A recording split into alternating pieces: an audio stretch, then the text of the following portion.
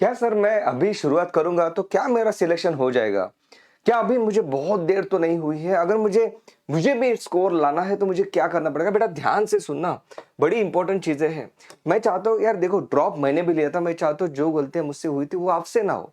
कुछ चीज़ें जो हमें बहुत ध्यान से केयरफुली हमें करनी पड़ेगी, वो चीज़ें हमें ध्यान से रखना है। जो गलती मैक्सिमम बच्चे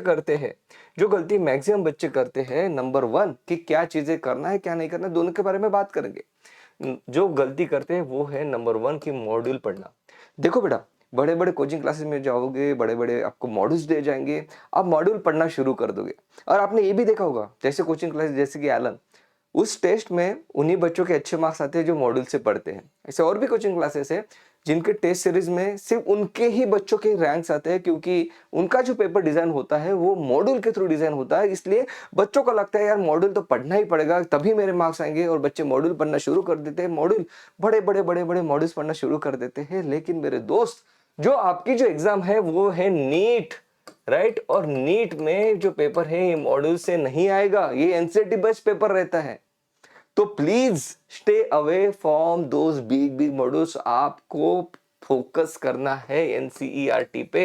एनसीईआरटी क्या है? एनसीईआरटी क्या है भाई? एनसीईआरटी नीट एस्पिरेंट के लिए भगवान है। क्या है? भगवान। इसके ऊपर कोई नहीं है, इसके ऊपर कोई नहीं है, ये बात ध्यान से समझना। बायो में अगर मार्क्स लाना है तो ऐसा कोई आपने टॉपर नहीं दिखा होगा कि जिसने एनसीईआरटी नहीं पढ़ी। एनसीईआरटी पढ़ना ही पड़ेगा भाई, नहीं तो मार्क्स नहीं आएंगे। बहुत इंपॉर्टेंट चीज है, एनसीईआरटी को घुल के पी जाना है। आपको अगर पूछा जाए कि यार किस पेज पे कौन सी इंफॉर्मेशन लिखी है तो आपको आना चाहिए, इतना ज्यादा उसको पढ़ना पड़ता है। जनरली मैं एडवाइस क्या करता हूँ यार कि देखो आप जब पढ़ते हो ना, तो जो चीजें आपने आज पढ़ी है बायो की, तो दूसरे दिन मॉर्निंग में उसको एक बार रिवाइज कर लिया करो। रिवीजन करना मतलब पूरा पढ़ना नहीं होता, एटलीस्ट पढ़ने पलट के उसको देख तो लो, ताकि आपके माइंड में वो चीज फिक्स हो जाए। बायो का प्रॉब्लम ही ये है, बायो देखने में मतलब पढ़ने में बड़ा आसान लगता है, लेकिन जब एमसीक्यू हम सॉल्व करने जाते हैं तब समझ में आता है अरे यार ये कैसे छूट गया मुझसे, राइट? तो ये चीज है बायो को लेके, मतलब पढ़ना आसान है, समझना आसान है, लेकिन उसका रिकॉल रिकॉल वॉल्यूम में उसके प्रॉब्लम आती है बायो में। इसलिए तो बायो में मतलब धोखा खा जाते हैं बच्चे, ये चीज है। दो एनसीईआरटी पढ़ो, बार बार पढ़ो। तीसरी चीज, जो चीज हमें बिल्कुल करनी है वो क्या है? बीपीपीज लगाने हैं, एमसीक्यूज सॉल्व करने हैं। एमसीक्यू सॉल्व करने हैं। कौन से एमसीक्यू सॉल्व करने हैं?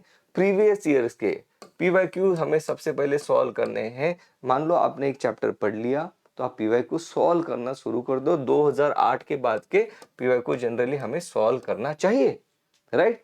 इसमें आप देखोगे कि अगर आप एम्स के पेपर अगर रेफर करते हो तो एम्स में आपको मतलब out of the NCERT PYQ दिखाई देंगे। उसको छोड़ देना है बेटा, अभी ट्रेंड चेंज हो चुका है। पिछले बार भी मतलब आपने इंटरव्यू देखा होगा कि जो मिस्टर जोशी है, जो डायरेक्टर है एनटीए के, उन्होंने क्लियरली कहा है कि पेपर एनसीईआरटी बेस रहेगा। तो भाई इससे हमें एनसीईआरटी को ही फोकस रखना है, एनसीईआरटी के ऊपर के ही पीवाईक्यूज हमें सॉल्व करने हैं। और एमसीक्यू सॉल्व करते वक्त याद रखना है यार, ऐसा नहीं कि मतलब मैंने क्वेश्चन पढ़ा, 4 ऑप्शन देख लिए और अगर मुझे नहीं पता तो मैंने ऑप्शन देख लिया, नहीं। आपने टॉपिक देखा है, अगर उसके ऊपर का एमसीक्यू नहीं बन रहा है इसका मतलब वो टॉपिक क्लियर नहीं है आपको। वो टॉपिक आपने फिर से प्रिपेयर करना है। आप ये करते जाओगे ना यार तो एकदम इतना स्ट्रॉन्ग कॉन्फिडेंस, आपका एक स्ट्रॉन्ग कंसेप्ट आपके बिल्ड हो जाएंगे, कोई नहीं रोक सकेगा आपको। ये बहुत ज्यादा जरूरी है बेटा एमसीक्यू प्रैक्टिस, क्योंकि आपकी एग्जाम ये एमसीक्यू बेस्ड एग्जाम है आपकी, राइट? मतलब ऐसा मान लो कि आपको आपकी कंपटीशन स्विमिंग में है तो आपको भाग के नहीं चलेगा, आपको स्विमिंग की प्रैक्टिस करनी पड़ेगी, वो वाली चीज हो जाती है। तो एमसीक्यू सॉल्व करना बहुत बहुत ज्यादा जरूरी है। और ऐसा नहीं कि बहुत सारे एमसीक्यू सॉल्व करना है, आप एक चैप्टर पे अराउंड 150 से 200 एमसीक्यू सॉल्व कर ले तो ना, तो चैप्टर बड़ा आसानी से क्लियर हो जाता है। तो ये बढ़िया बात होती है, राइट? तो सबसे पहले आपने एनसीईआरटी पढ़ा, उसके ऊपर एमसीक्यू सॉल्व किए और फिर आता है आपका टेस्ट सीरीज। ये चीज जो मैंने नहीं की, जिसकी वजह से मुझे ड्रॉप लेना पड़ा था। बेटा मैं समझता था यार टेस्ट क्या ही देना, मेरा तो अभी सिलेबस ही कंप्लीट नहीं हुआ है, जब सिलेबस कंप्लीट हो जाएगा तब मैं टेस्ट दूंगा। तो ध्यान से सुनना बेटा, सिलेबस कभी कंप्लीट नहीं होता है, कुछ ना कुछ चीजें रहेगी, कुछ ना कुछ टॉपिक्स रहेंगे, कुछ चैप्टर्स हो गए जो आपके मतलब वो रिवाइज नहीं कर पाओगे आप, ऐसा होगा, आपको लगेगा। और उस चक्कर में हम क्या करते हैं, टेस्ट को ही अपेयर नहीं करते। तो वो छोड़ देना है। टेस्ट जो रहता है, टेस्ट किसी भी अच्छे टेस्ट सीरीज को आप ज्वाइन कर लो और उस टेस्ट सीरीज मतलब वो जो कोचिंग क्लास है अच्छे से कोचिंग क्लास के ज्वाइन कर लो और उनके बिल्कुल आप फॉलो करो शेड्यूल को जो दिया जा रहा है। क्योंकि टेस्ट सीरीज में मतलब बेटा आपको बैठने की आदत होनी चाहिए, राइट? क्योंकि आप तो पेपर में एग्जाम में तो बैठने वाले हो, आपको बैठना पड़ेगा। तो आपको आदत होनी चाहिए बैठने की, आप बैठ रहे हो वहां पे। और एग्जाम माहौल में टेस्ट देना ये एक अलग बात होती है, घर पे टेस्ट देना अलग बात होती है। अगर आपके पास रिसोर्सेज नहीं है, मतलब अगर आपके पास कोई मतलब ऑप्शन ही नहीं है तो आप घर से दे रहे हो तो ठीक बात है, अदरवाइज टेस्ट सीरीज एक कोचिंग क्लास पे जाके ही आपने देनी चाहिए। ये बहुत ज्यादा जरूरी होती है। बताइए, यहाँ पे हमें पता चलता है कि मतलब कौन सी चीजें मुझसे छूट रही है। जब मैं स्ट्रेस में आता हूँ तो कौन सी चीजें रिकॉल करने में मुझे दिक्कत होती है, ये सब चीजें, यार गोला कैसे भरना है, यार नाम कैसे डालना है, यार रोल नंबर कैसे मार्क करना है, ये सब चीजें आपको करना है यार। तो इसकी प्रैक्टिस अभी से हमें करनी पड़ेगी। हर एक छोटी चीज जो आपको फाइनल एग्जाम में करनी है वो हमें अभी से करनी पड़ेगी, तब बात बनेगी अपनी, फिर आपको कोई नहीं रोक पाएगा बेटा। तो टेस्ट सीरीज बहुत ज्यादा जरूरी है। और एक इंपॉर्टेंट चीज जो मैं बार बार बताता हूँ बच्चों को, जो बच्चे मुझे फिर एग्जाम के एक महीना पहले आके कहते हैं अप्रैल में आएंगे, मार्च में आएंगे कि सर बहुत सारा पढ़ लिया है लेकिन पढ़ा हुआ याद नहीं आता है, सर क्या करूं?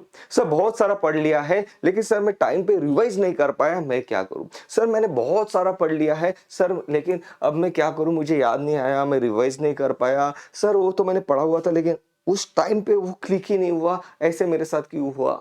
सर मेरे मार्क्स नहीं आए। ये चीज होती है बेटा। ये क्यों होती है? क्योंकि हमने एनसीईआरटी पढ़ लिया है लेकिन उसके रिवीजन में हम कम पड़ गए, इसलिए चीज याद नहीं आई। बार बार बार बार बार बार बार बार पढ़ना पड़ता है। मतलब अगर आपको पूछा जाए कि ऑटोसोमल रिसेसिव डिसीजेस कौन से है, ऑटोसोमल डोमिनेंट डिसीजेस कौन से है, मेंढे के कौन से कैरेक्टर, तो फटक खट खट खट खट खट खट आपके माइंड में चीजें पॉपअप होनी चाहिए। क्योंकि नीट में भाई एक्यूरेसी चाहिए और वो भी एकदम तेज। ऐसा नहीं कि टाइम लग रहा है मुझे याद करने में, अगर टाइम लगेगा बायो में तो फिर फिजिक्स के लिए आप टाइम नहीं बचा पाओगे। ये एक सब्जेक्ट है जो आपको टाइम बचा के दे सकता है। कैसे बचा के देगा? कि अगर आप क्वेश्चन देखते अगर उसका आंसर आप दिखा ले मतलब दे पा रहे हो तो आपका टाइम बच रहा है। टॉपर्स यही तो करते हैं, इतनी ज्यादा एमसीक्यू की प्रैक्टिस करते हैं, इतने ज्यादा रिविजन्स करते हैं कि उनके लिए कोई एमसीक्यू नया नहीं रहता। जैसे सवाल पढ़ा उनको पता रहता कि यार इसका ऑप्शन ये है, क्योंकि प्रैक्टिस उतनी ज्यादा की है उन्होंने। हमें वो चीज करनी है हमारे साथ। अब 150 से 200 एमसीक्यू सॉल्व करो, बार बार बार बार रिवाइज करो तो ये चीज नहीं होगी।